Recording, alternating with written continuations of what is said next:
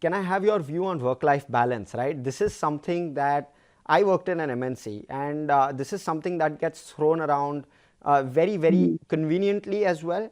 And also, it also gets taken out of context sometimes. So it's actually worked both ways in my experience. Now, with regard to work-life balance, in your book, you've given a very interesting example of where a London-based employee Mm. was told or was asked by his mid-level manager on an update on some work that he was doing Mm. on a Saturday. Mm. And later on, Yes. the employer had to step in, or the company had to step in and request him to, apologize and give a written apology to his Mm. junior for Yes. overstepping a line on a Saturday.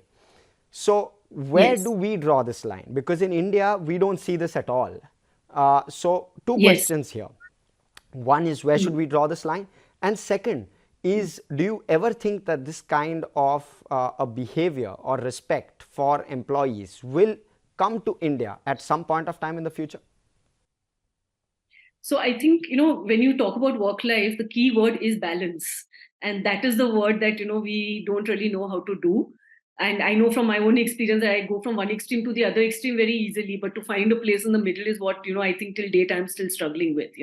How do I find, like, you say I want to work 8 hours a day, or I want to work 4 hours a day, or I want to work 16 hours a day. What is the right balance? And that also differs from the stage of life. When you're young and you're full of energy, and all your friends are busy with work and you don't have much of a social life, at that point you're probably happy to throw yourself into work and learn something new. You're excited by that phase. But later on, as your responsibilities increase, as your health starts suffering, as you want more, and you start questioning, why am I doing this, and what am I getting out of it?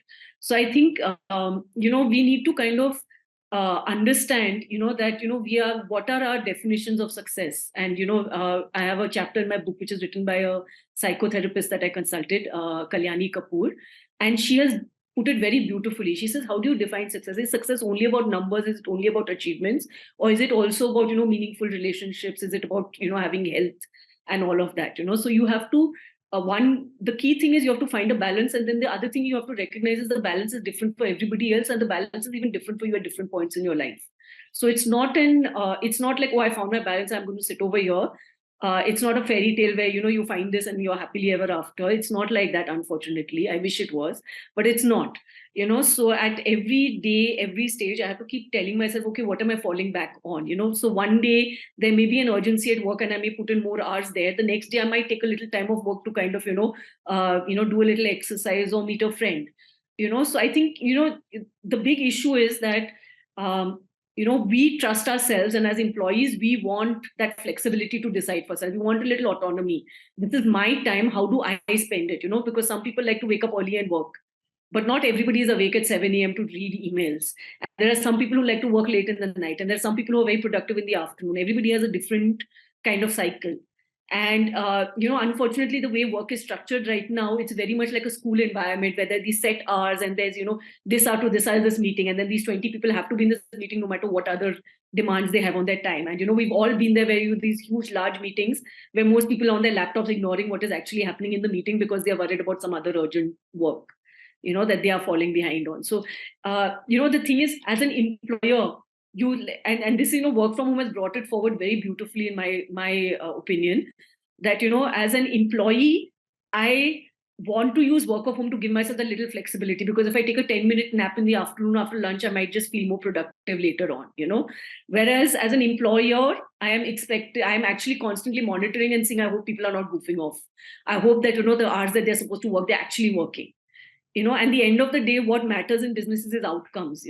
So this is where the hard work conundrum comes in. And I have faced this myself personally. You feel you worked weekends and nights and everything, but at the end of the day, you're not evaluated for how much hard work you put in. You're evaluated for what outcomes you achieved. And chances are, when you stretch yourself that thin, your outcomes are not very good. So what have you actually achieved? And I think businesses need to realize that also. If do I want my employees to show that they are committed to the organization and work 10 hours every day, or do I want them to achieve a certain thing by the end of the week and I don't care how they do it? Now, both are extremes. Where is that balance? We have to find that balance individually as well as collectively. And it is not an easy thing to do. Let me just say that right up front. It is not easy to do. So we all need to kind of start thinking about it and start accepting that, this is difficult and that we have to help ourselves and help each other to kind of achieve it.